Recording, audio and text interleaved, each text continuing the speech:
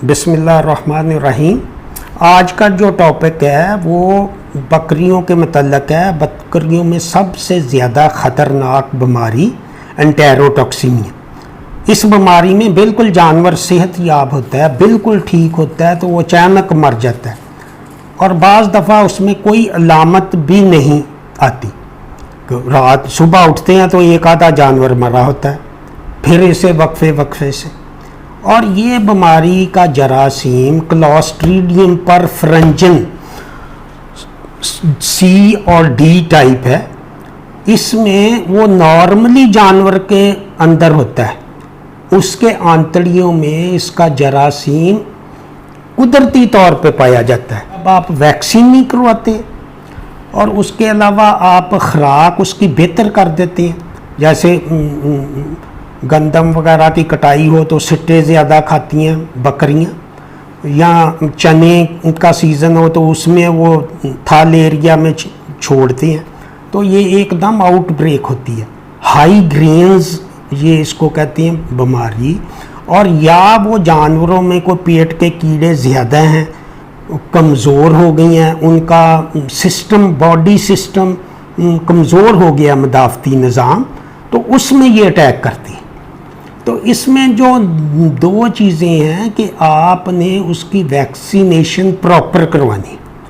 और इस बीमारी की अलामत मैं आपको पहले बताऊंगा कि एक तो अचानक मर जाती है और वो दूसरे में इसको तशन्नज या मिर्गी की तरह दौरे पड़ते हैं, तो गर्दन मुड़ जाती है और वो जानवर मर जाता है। तीसरी में इसको रेक लग जाती है, पेचश या डायरिया जिसको अंग्रेज़ी में कहते हैं, और उसमें खून भी आ सकता है। तो जो क्लोस्ट्रीडियम डी है उसमें ये दौरे पड़ती हैं, और जो सी है उसमें ये पेट खराब होता है। ये दो किस्म के जरासीम है क्लोस्ट्रीडियम। तो आपने जब ये अलामतें हों तो आप अचानक जानवर मर रहे हैं तो आप उसको खोल के देखें, पोस्टमार्टम करें। उसमें आप दो चीज़ें आम आदमी खोल के दे सकते हैं, ज़रूरी नहीं कि लेबॉर्ट्री में आप लेके जाएं। आप जब जानवर रखते हैं तो इस तरह की चीज़ें आपके नॉलेज में होनी चाहिए। तो आप अगर खोलेंगे तो उसकी आंतड़ियाँ काली होंगी। नंबर 2, आप इसको जब देखेंगे तो इसके गुर्दे नरम होंगे, जैसे आप देख रहे हैं कि ये पल्पी किडनी कहते हैं, इसको पल्पी किडनी कहते हैं। तो ये 2-3 चीज़ें आप जानवर मर जाए तो आप उसको चेक कर सकते हैं। ज़रूरी नहीं कि उसको दौरा पड़े या रेक लगे या अचानक भी मर सकते हैं। तो इसी तरह बच्चों में बहुत अमवात होती हैं, छोटे बच्चों में। तो उसमें जब आप बकरी को वैक्सीन नहीं करवाते एंटेरोटॉक्सिन में, कि एक ये जो वहम है लोगों ने कि गब्बन को आपने लगाना ही नहीं टीका, वो अबॉर्शन कर देती है।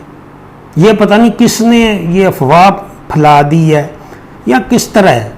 हालांकि ये पूरी दुनिया में असूल है कि वो प्रेगनेंसी से पहले 1 या 1.5 महीना पहले आप उसको वैक्सीन करवाएं।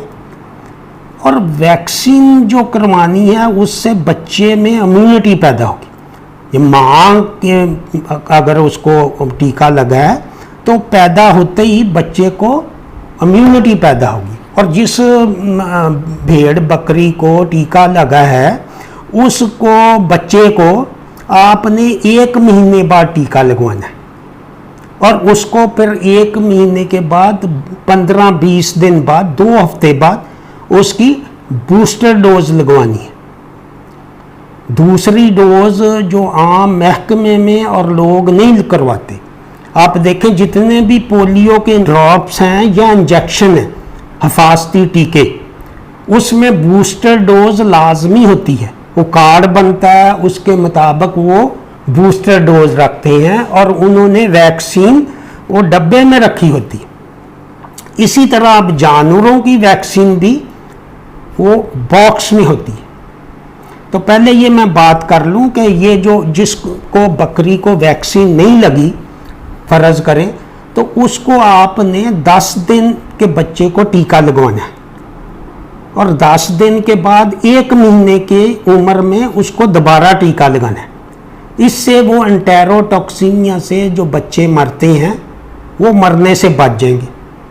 تو لوگ بہت سارے کہتے ہیں کہ بچے پیدا ہوتے ہیں وہ مر جاتے ہیں، وہ 1-2 اور بھی بیماریاں جس میں وہ پیٹ خراب ہوتا ہے تو وہ مٹی وغیرہ چاٹتے ہیں یا تھن گندا ہوتا ہے، تھن اس کو صاف رکھنے کے لیے اس کو وہ تھیلا چڑھائیں بکری کو اور اس کو اینٹی سیپٹک وہ سلوشن سے واش کریں، وہ بوتل میں بنا لیں آپ ڈیٹول کا یا پائیوڈین کا، تو اس کو صاف کریں۔ پہلے مہینے جو آپ احتیاط کریں، چھوٹا جانور ہو یا بڑا، جراثیم لگے ہوتے ہیں تھن پہ اور وہ گندا ہوتا ہے، تو یہ میں ویسے آپ کو بتا رہا ہوں۔ اس بیماری کے متعلق بھی میں نے بتا دیا کہ جس کو ویکسین لگنی، اور اسی طرح بکری کو کہ پہلی دفعہ آپ نے بکری کو ویکسین کروانی ہے تو اس کے بعد بوسٹر ڈوز لازمی کروانی ہے، ایک ٹیکے سے اس کا اثر نہیں ہوگا۔